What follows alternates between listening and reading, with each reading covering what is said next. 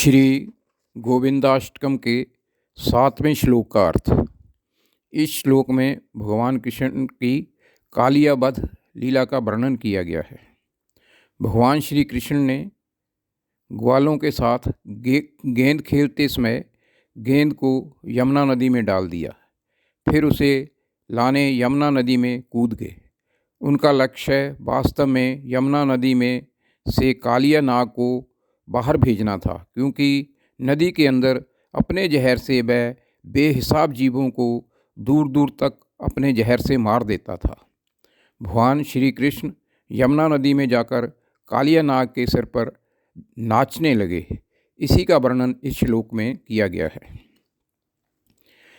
कांतं कारण कारणम आदिम नादिम कालमनाभासम कालिंदीगत कालीय शिरसि मोहुरनृत्यन्तं नृत्यन्तं कालं कालकलातीतं कलिताशेषं कलिदोषघनं कालत्रयगतिहेतुं प्रणमत गोविंदम परमानंदम।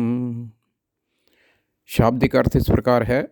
कांतम मालिक, कारण विश्व उत्पत्ति के कारण, कारणादिम आदि कारण, कालम जमा अनाभासम काल के प्रभाव से परे, कालिंदीगत यमुना नदी में जाकर, कालीय शीर्षि कालिया नाग के सिर पर, मुहुर मुहुर होता है बार बार, नृत्यंतम नाचे, कालम काल काल के भी नियंत्रक, कलातीतम काल चक्र से परे, कलित अशेषम पूर्णतया, कली दोष घनम कलियुग के दोषों का नाश करने वाले, काल त्रय गति तीनों कालों की गति जिनके हाथ में है, हेतु मैंने के लिए, नादिम मैंने न जमा आदिम जिनकी उत्पत्ति का पता ही नहीं है।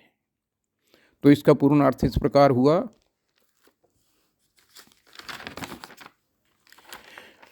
वे सबके मालिक, विश्व की उत्पत्ति के कारणों के भी कारण, जिनकी मर्जी से विश्व उत्पन्न हुआ है तथा अदृश्य काल स्वरूप हैं तथा काल के प्रभाव से परे हैं। वे यमुना नदी में डुबकी लगाकर कालिया नाग के सिर पर बार बार नाचे। वे काल के भी काल यानी कि नियंत्रक हैं, काल की गणना से परे हैं, पूर्णतया कलयुग के दोषों का नाश करने वाले हैं, तीनों कालों भूत वर्तमान तथा भविष्यत कालों के नियंत्रक हैं, चलाने वाले हैं। ऐसे परमानंद देने वाले गोविंद भगवान को प्रणाम करो।